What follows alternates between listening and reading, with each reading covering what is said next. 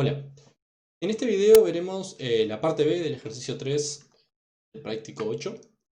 Em, en la parte B nos piden que analicemos diferentes opciones para la función de hash a utilizar, em, comentando pros y contras.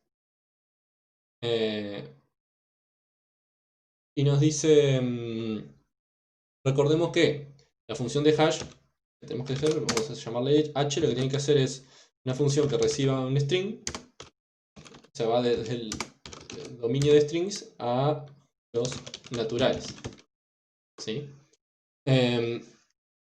Y bueno, ahí nos dice, la misma letra nos dice, podría considerar la suma de la codificación ASCII de cada carácter, de cada palabra. A su vez pueden existir varias formas de combinar estos valores. Entonces, veamos un par de opciones y qué ventajas y desventajas tienen. El objetivo de esto no es encontrar la función perfecta en cuanto a cómo distribuye los valores, a su poder de cómputo, al costo computacional, sino mostrar cómo podría hacerse. ¿No? El objetivo de este práctico, el objetivo del curso no es enfocarse en el desarrollo de buenas funciones de hash, para eso necesitaríamos una cantidad de teoría que no vamos a ver en el curso, sino contar algunos ejemplos que hay que tener en cuenta eh, para poder elegir una buena función y bueno, después cada función dependerá más en concreto del problema puntual que se quiera resolver. ¿Bien? Mm, entonces, una cosa importante es que en muchos casos la función h, o sea, nuestra función de hash, eh, depende del problema. ¿No? De cuáles, es decir, de cuáles son las claves que se espera recibir, ¿sí? ¿No? De cuántas son, de qué tipo son, ese tipo de cosas. En este caso vamos a considerar concretamente dos opciones para funciones que reciben un string y devuelven un natural. ¿Sí? Bien, asumamos n, el tamaño de la tabla, eh, es el tamaño de la cantidad de elementos que esperamos almacenar. Y como decía la letra, si recordamos la cadena de caracteres que podemos recibir, o el string, ¿no? Vamos a asumir que es una cadena de caracteres para ser más concretos. Eh, cada carácter está codificado, tiene una codificación, ¿no? Para representarlo en su representación en lenguaje de máquina, vamos a decir. Eh, Esta representación, la más básica, se llama ASCII. Eso quiere decir que cada carácter tiene un valor numérico asociado. Entonces,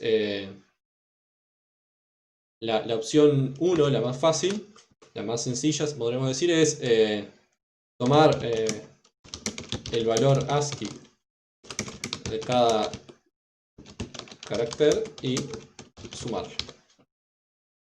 ¿Bien? Y bueno, por ejemplo, podríamos tener esta función que se llama hash texto, recibe como parámetro una cadena de caracteres definida como un puntero a un carácter, o sea, como decir, un arreglo de caracteres llamado W, de word, palabra, y recibe el tamaño de mi tabla, de mi arreglo en el que estoy implementado el hash, sería en este caso, que es el que voy a usar para hacer el módulo. Recordemos que siempre una de las partes de la función de hash es aplicar módulo para que el valor que devuelva sea un valor en el rango del tamaño.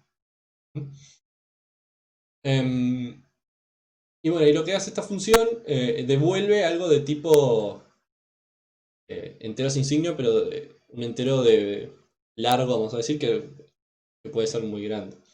¿Ah? Entonces inicializamos una variable resultado en 0. ¿Sí? Y después hacemos un for e iteramos por cada carácter de nuestra cadena de caracteres W. ¿Sí? Y simplemente sumamos. El que está en la posición 0, el que está en la posición 1. Vamos sumando. Esta suma, ¿ah? Sumar caracteres, lo que hace es ir sumando el código ASCII. O sea, no hay nada extraño que hacer, simplemente aplicar suma a los caracteres va a funcionar, va a hacer lo que esperamos. ¿No? Y esa sería como la primera parte de la función, y la segunda parte claramente es aplicar el módulo. ¿No? Para que si esto queda fuera del tamaño de mi tabla de hash, que el módulo, aplicando el módulo me devuelve un valor en el rango esperado. ¿Sí? Entonces, esta función que parece como la más intuitiva, ¿no? Hay que tener cuidado porque puede pasar que no logre distribuir bien los caracteres, ¿no? Entonces, ¿por qué? Imaginémonos que nosotros queremos guardar, sabemos que en nuestro problema, eh, vamos a decir, en nuestro problema vamos a recibir claves que son nombres, por ejemplo, podrían ser, y que vamos a asumir que hay, no sé, vamos a poner un valor, tenemos, no sé, 20.000, analizamos nuestro problema y decimos, va a haber del entorno de 20.000 claves diferentes. ¿Ah? Y por ejemplo, podemos decir, y lo otro que podemos decir, tenemos 20.000 claves diferentes, y lo otro que podemos asumir es que, y el tamaño, o sea, la cantidad de caracteres de cada una de esas claves, eh, es como máximo 8 caracteres. ¿Entiendes? O sea, lo que estamos diciendo es, vamos a tener un problema en el entorno que vamos a poder recibir aproximadamente, que queremos guardar en nuestra tabla parejas clave-valor, donde hay 20.000 claves diferentes. ¿Ah? Y el tamaño es como máximo, o sea, nuestras palabras van a ser de entre 1 y 8 caracteres de tamaño. ¿No? Entonces, de esta manera, podríamos decir, bueno, me puedo definir, seguramente en el teórico o en otro ejercicio vieron algunos criterios para definir tamaños de nuestra tabla de hash. Vamos a definir un n del entorno de 10.000. ¿No? Acá pueden elegir el valor que quieran, pero por ejemplo un valor de un hash abierto de la mitad de lo esperado podría ser algo razonable. Entonces vamos a tener un hash con 10.000 buckets disponibles. Y la idea sería que nuestra función de hash nos distribuya los valores que estamos esperando dentro de esos 10.000. Pero ¿qué pasa? Nosotros dijimos que nuestro tamaño máximo de caracteres es 8, ¿no? Y por otro lado, algo que no mencionamos es que la tabla ASCII está acotada, o sea, los valores de la tabla ASCII pueden ir hasta un valor máximo. Vamos a decir, el ordinal máximo de un carácter, o sea, el valor máximo que puede tomar un carácter en la tabla ASCII es 127. ¿Esto qué quiere decir? Esto quiere decir que nuestra función hashtexto va a devolver valores entre 0 y 127 por 8. Ya que todos fueran 127 los valores. Entonces, esto va a devolverlos entre 0 y 1016. ¿Sí? Entonces, tenemos un hash con 10.000 posiciones, pero nuestra función de hash solo los distribuye en las primeras 1.000. Nos quedan 9.000 posiciones inutilizadas, y lo que significa que varias palabras, varias claves van a quedar en el mismo lugar. Esto es bastante obvio, ¿no? Dos palabras distintas que tengan la misma combinación de letras van a tener el mismo valor. Entonces, aunque esta opción es una función sencilla de implementar, simple, no distribuye correctamente. O no distribuye uniformemente, vamos. Bien, para un caso palabras, si se quiere, aleatorias que podamos recibir hasta 8 caracteres. Bueno, veamos ahora una segunda opción.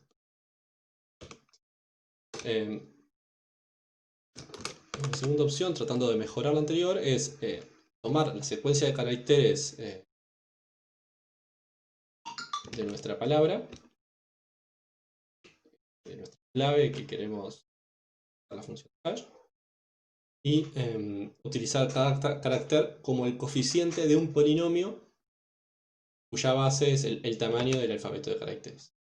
Esto sería algo de estilo, donde el 28 es porque en español tenemos 27 caracteres más el blanco, es decir, nos base 28, y lo que hacemos es sumar desde igual 0 hasta L-1, en este caso es L es el tamaño de la palabra o clave, W. ¿Ah? Y por cada,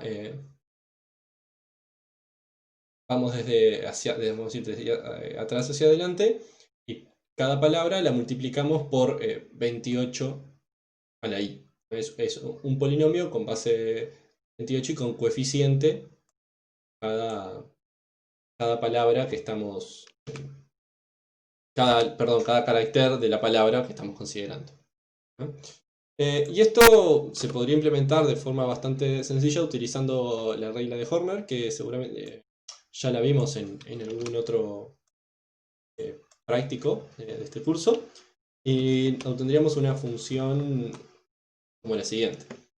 La misma función con los mismos parámetros de entrada. Y acá lo que hacemos es, en lugar de ir sumando cada valor, lo que aplicamos es la regla de Horner, que es calcular un polinomio donde cada uno de estos WI es el...